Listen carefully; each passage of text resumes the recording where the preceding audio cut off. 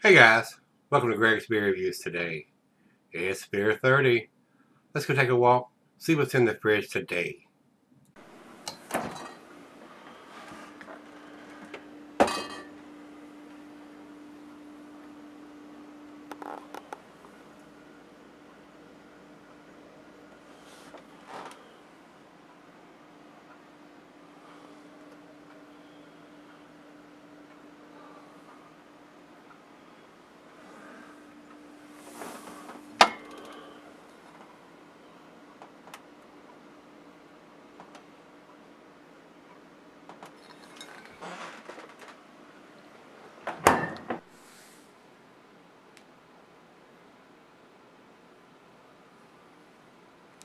Hey everybody, thanks for stopping by Greg's Beer Reviews. Today we're going to do a Firestone Walker Brewing beer. This is the Helldorado 2017 edition. This was sent to me by my brother Rico. I've had this in the fridge for a while, so decided to get it out and do this one tonight. Guys, I reviewed the 2015 version a couple years ago. So we're going to do the 2017 edition and see if it's just as good as I thought it was then. And it has a big, long commercial description. This is a 12.8% alcohol by volume, and it is considered, according to the label here, blonde barley wine ale. Firestone Walker does some really tasty stuff, guys. They do some exceptional beers. No doubt about it, and I'm hoping this is going to be one of those too. Commercial description, and I think they've already come out with the 2018 edition of this. But it says here, bear with me, part of the adventure of aging beer in retired spirit barrels is the synergistic interaction of different malt flavors with the oak and spirit flavors from the barrel. Darker beers like stouts and darker barley wines have typically been the favored candidate for barrel aging due to their deeper caramel and roasted flavors. Helldorado breaks that mold with a deep golden color from being brewed solely with English and American pale malts. The bready, honeyed flavor of pale malts pull out the rich wildflower honey, vanilla, and coconut notes from the oak, creating an overall flavor evocative of bourbon glazed graham crackers. That sounds good. And it stands as singularly unique in our vintage lineup. Helldorado may be lighter in color, but it is a full body and densely concentrated sipper at 12.8% ABV. So, big beer, guys. This is a sipper. This is probably one you probably ought to drink at home unless you have a designated driver somewhere. And I don't know if this is kegged or available in any bars or brew pubs. Maybe in California where these guys are out of, maybe so, but I don't know if they ship those kegs on this side, on the East Coast, or not. They may not. I don't have that information, guys. So, we've got the ABV, IBUs, it says here on Untappd is 24. And we got the vintage on the bottle. I don't know when in 2017 they do these, but if they're telling me the 2018 is out already, it's probably done at the beginning of the year. So this has probably been in the bottle for a year now. So let's get on with it. Let's get this thing opened up and see what we've got. I don't think they do any other kind of dating other than the vintage on the label, which tells you the year, not what part of the year or what month of the year it's done. So while I pour this, I'll tell you the food pairings. It says here the cheese is sharp, blue cheddar, your more pungent cheeses, general dessert digestive, glassware to pint, Becker 9 tumbler snifter. I got my favorite tulip glass. And it says here can be cellar for a long period of time.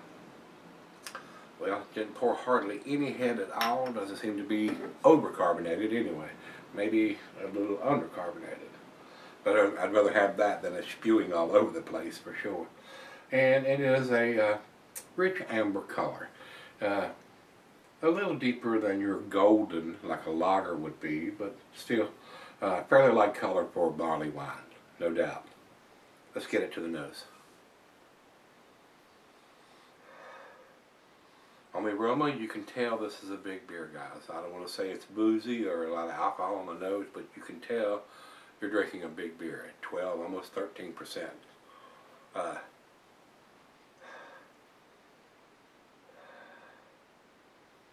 I am getting some nice pale malts in there.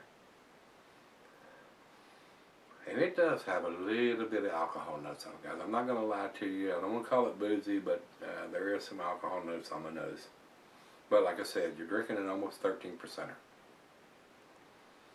I'm not getting any hops as far as hop presence or anything like that. More than likely they've used probably some noble hops, some English style hops or something. I don't know. It doesn't tell me. But there's you know, no kind of West Coast style hop presence in this beer. Well, let's dive in and see what we got. Cheers, everybody. Cheers, Rico.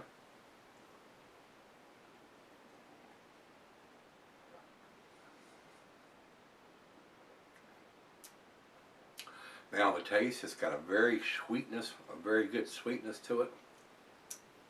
I am getting hints of some vanilla, a little bit of coconut, not a lot. And that's coming from the barrels. Maybe a slight hint of some bourbon. It's not overpowering, it's not off the chain or anything like that. It seems to be a very well made beer. Nothing seems to be overpowering anything else in the beer. A nice balanced beer.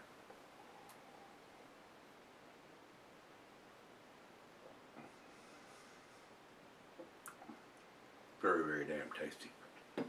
It is a very, very tasty beer.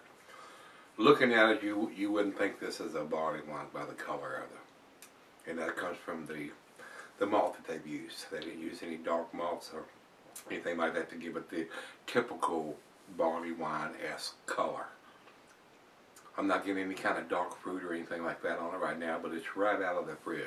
So I would probably say that the alcohol notes are going to subside a little bit once it airs out and comes up to room temperature.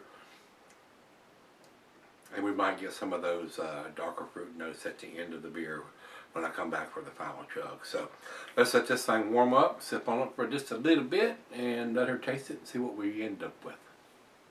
Alright guys, I'm back. Been sipping on it for a while now. Let her taste it. She smelled it and said, kind of boozy. Yeah, this kind of hard to hide, almost 13% sometimes. And there's no burning or anything like that from the alcohol, but it is a little on the boozy side. Great candidate to cellar for a while. I mean, this is a year old in the bottle, I think. So maybe this is a good one to put in there. And that doesn't mean the booze is going to subside. It may be just as boozy 5 or 10 years down the road that it is now. Like I said, it's kind of hard to hide that much alcohol sometimes. So, very enjoyable. Excuse me. These guys at Firestone Walker make some very tasty beers. And this is no exception. It is a very tasty beer, guys. To me, now, I don't think it's quite as boozy, but I've been sipping on it for a while. So a lot of times that masks the booziness when you've been drinking on it.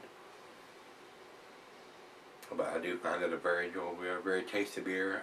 Definitely a beer worth picking up and giving it a try if you're into this style of beer, and the big beer on top of that. So very nice, very pleasant aroma now. Doesn't seem to be very boozy on the nose to me, but like I said, I've been sipping on it for about 30 minutes or so. So a lot of times you get acclimated to what you're drinking, and it doesn't seem to be quite as boozy at the end of the beer as it was at the beginning of the beer. So, a very nice beer. I will say that. A very well made beer. Final chug.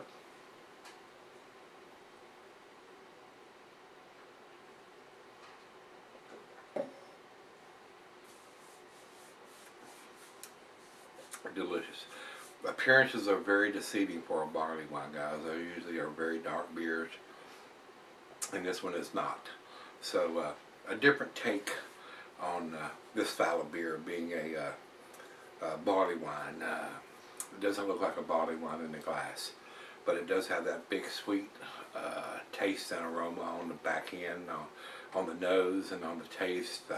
Very well done. It's a very impressive beer, guys. as far as I'm concerned, it's an A beer, and that's what I'm going to give it. 95, right down the middle on this one, guys. Over to Beer Advocate, they say 4.26, which is in their A- scale.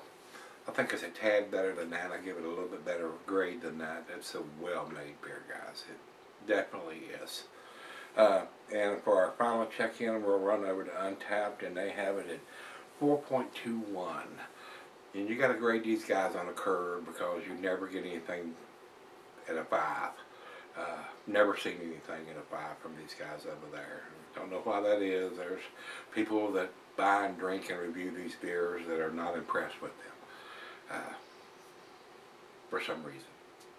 I try to grade these things accordingly to where my palate is, and now if I'd have drank this beer 8 years ago, it would have probably blew my palate out of my mouth. But right now, I find it a very enjoyable beer. I'm used to drinking the bigger beers like this, and I think it's a well-made beer.